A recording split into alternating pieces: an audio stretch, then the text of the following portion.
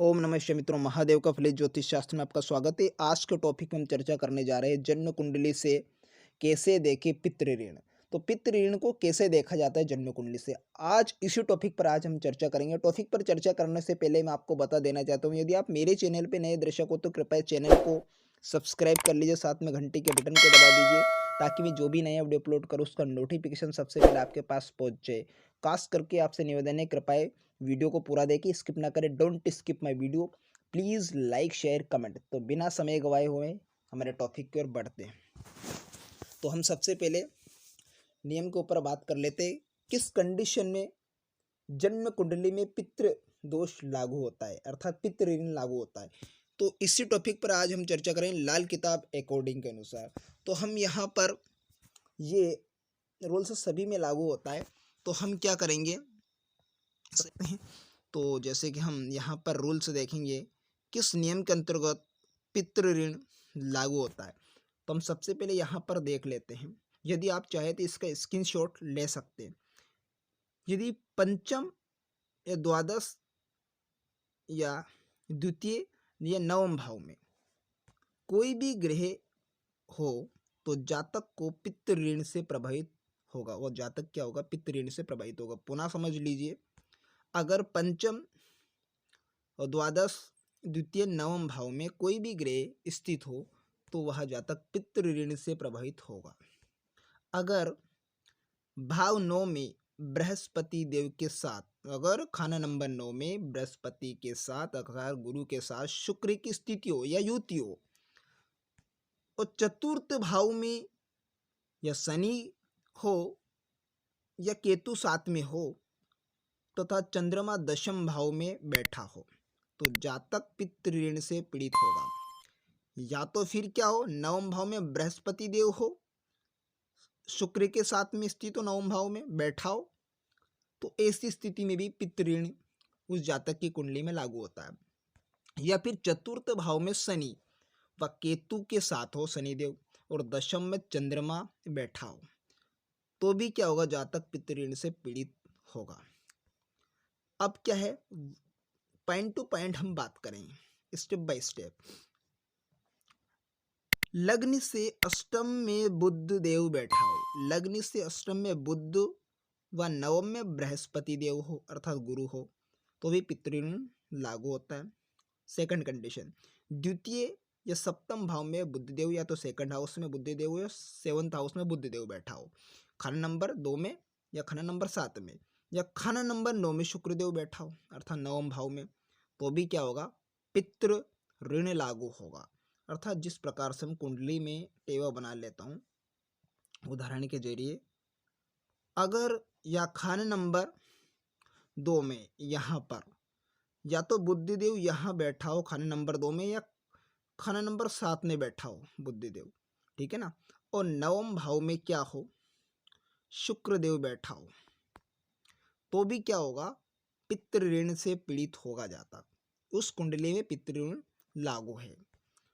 Next, तृतीय भाव में बुधदेव या नवम भाव में राहु देव बैठा हो, खाना नंबर 3 में, खाना नंबर 3 में बुधदेव और नवम भाव में राहु देव, तो भी पितृ ऋण लागू होगा। नेक्स्ट, इसी प्रकार से हम और देखेंगे, चतुर्थ भाव में बुधदेव बैठा हो यानी खाना नंबर 4 में और नवम भाव में चंद्रमा बैठा हो, तो भी क्या होगा, पितृ ऋण लागू होगा। पंचम भाव में बुधदेव या नवम भाव में सूर्यदेव बैठा हो विराजमान हो, तो भी पितृ ऋण से पीड़ित है वह कुंडली हो जाता, ठीक है ना। षष्ठम भाव में बुध की कंडीशन बनी हो, बुधदेव विराजमान हो, नवम भाव में केतु देव हो, यानी कि यह बृहस्पति का असिस्टेंट है केतु देव। नाइन्थ भाव में और षष्ठम भाव बुध का, षष्ठम भाव बुध में, तो यहाँ पर ऐसी कंडीशन छठे घर में बुधदेव खाना नंबर 6 में और खाना नंबर 9 में केतु देव, तो भी यहाँ पे क्या होगा, पितृ ऋण से पीड़ित होगा जातक कुंडली के अंदर। दशम भाव खाना नंबर 10 या खाना नंबर 11 में अर्थात 10वें या एकादश भाव में बुध देव हो, या तो 10 में बैठा हो बुधदेव या 11वें भाव में बुधदेव बैठा हो और नवम भाव में शनि की स्थिति हो बैठा हो खाना नंबर 9 में, तो भी पितृ ऋण लागू होगा। सेकंड, द्वादश भाव में बुध देव की स्थिति हो खंड नंबर 12 में, क्योंकि खंड नंबर 12 में अगर शुक्र हो तो उच्च का हो जाता है, लेकिन बुध यहाँ पे इसका। और खंड नंबर 9 में बृहस्पति देव, द्वादश भाव में बुध की स्थिति हो, नवम भाव में बृहस्पति देव, तो भी पितृ ऋण लागू होगा।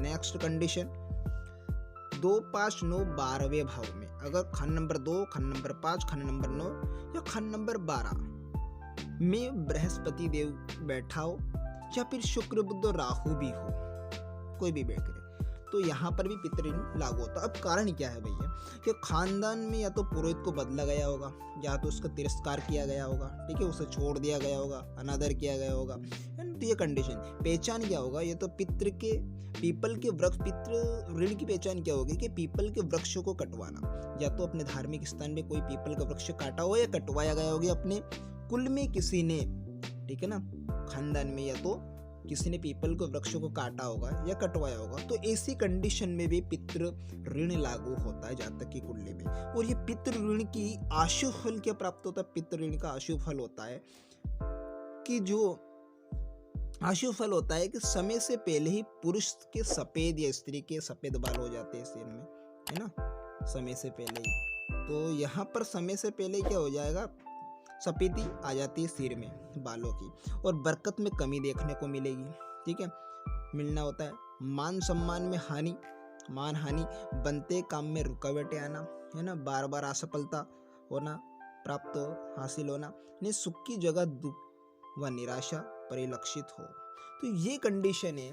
बरकत डेली बेसिस में कमी, नित्य झगड़ा, घर गृह कलेश होगा, घरेलू अशांति पैदा। तो ये क्या है, पितृ ऋण की स्थिति इस प्रकार से होती है। तो पितृ ऋण का आशु फल इस प्रकार से जातक को मिलता है अगर पितृ ऋण लागू है जातक के कुंडली में।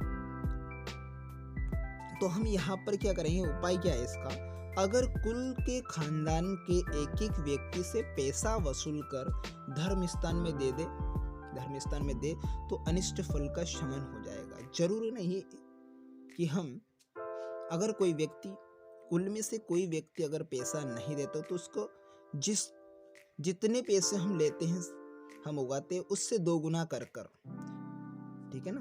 अगर मान लिए 5 लिए तो हम 5 का 2 गुना, 5 रुपये उगाए हमने जातक के खानदान में किसी से, 5 रुपये ही मान लीजिए उदाहरण के लिए, तो उसको 2 गुना कर उस पैसों को हमें अपनी तरफ से मिलाना है। तो ऐसी कंडीशन में भी क्या होगा, उस आशु फलों का निवारण हो जाता है, पितृ ऋण का निवारण हो जाता है।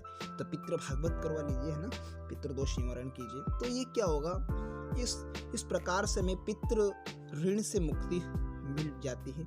तो आशा करता हूँ आज का टॉपिक आपको बेहद ही इंटरेस्टिंग समझ में आया होगा। तो मिलते हैं किसी नेक्स्ट वीडियो में, तब तक के लिए आप मुझे दीजिए इजाजत। ओम नमः शिवाय।